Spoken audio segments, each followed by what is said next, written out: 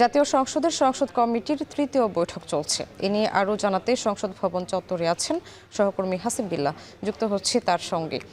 হাসিব, সংসদ কমিটির তৃতীয় বৈঠক নিয়ে কি তথ্য রয়েছে আপনার কাছে, বিস্তারিত জানাবেন। সামনে বেলা 11টার কিছু পরেই মূলত সংসদীয় কমিটির তৃতীয় বৈঠক শুরু হয়েছে এবং আর এই সংসদীয় কমিটির বৈঠকের উদ্দেশ্যই মূলত সংসদ সদস্যদের বিভিন্ন সুবিধা নিশ্চিত করা, বিশেষ করে আগামী 10 এপ্রিলের মধ্যে সংসদ সদস্যদের আবাসন নিশ্চিত করার যে একটি সিদ্ধান্ত হয়েছিল এবং সেটির অগ্রগতি পর্যালোচনা করা হবে। এছাড়া সংসদের প্রথম অধিবেশন থেকে যে সাউন্ড সিস্টেমের যে সমস্যাটি রয়েছে হেডফোনে, যার কারণে অনেক বিঘ্ন হয় কথাবার্তা শুনতে, এই জন্য সেটির ব্যাপারে কিন্তু পর্যালোচনা রয়েছে। এছাড়া সংসদ সদস্যদের পানি সমস্যা এবং একই সঙ্গে চিকিৎসার যে সংকট বা সমস্যা, সেগুলোর কিন্তু সমাধানের জন্য এই সংসদ কমিটি আজকে বৈঠক বা আলোচনা করে একটি সিদ্ধান্ত জানাবে। কিছুক্ষণের মধ্যে হয়তো জানা যাবে। এটি মূলত তৃতীয় বৈঠক। এর আগে গত শনিবার এবং গত সোমবার দ্বিতীয় বৈঠক অনুষ্ঠিত হয়েছে। আপনাকে জানিয়ে রাখি সামনে যে আজকে প্রধানমন্ত্রী কিন্তু আজকে যে সংসদ শুরু হবে বেলা 3:30টায়, সেখানে প্রশ্নোত্তর পর্বে অংশ নেবেন এবং সেখানে নির্ধারিত প্রায় 30 মিনিট তিনি কথা বলবেন। সংসদ সদস্যরা জাতীয় জনগুরুত্বপূর্ণ বিষয়ে প্রধানমন্ত্রীর দৃষ্টি আকর্ষণ করবেন।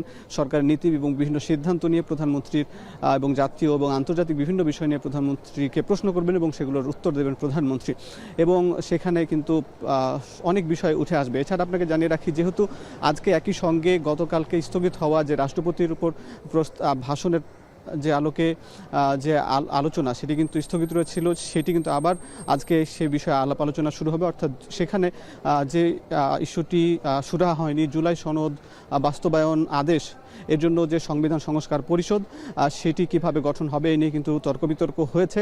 আজও কিন্তু সেটি অব্যাহত থাকবে বলে যতটুকু জানতে পেরেছি। জামাতের নেতারাও কিন্তু সংসদ সদস্যরা এই ভবনে প্রবেশ করেছেন এবং তাদের একটি বৈঠক রয়েছে। এবং আজকে যেহেতু তাদের গতকালকে যেহেতু একটি বিষয়ে যে সমস্যাটির যে বিতর্কটি রয়েছিল, যে বিএনপি চায় যে সংবিধান সংশোধনের মাধ্যমে এই সংশোধনীগুলো আনা এবং জুলাই সনদের অন্তর্ভুক্ত বিষয়গুলো সংবিধানে আনা, কিন্তু জামাতের পক্ষ থেকে বলা হয়েছে যে সেটি সংস্কারের মাধ্যমে।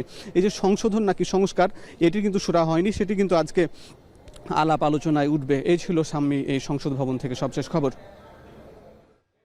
সংসদ ভবন চত্বর থেকে যুক্ত হয়েছিলেন হাসিব বিল্লাহ।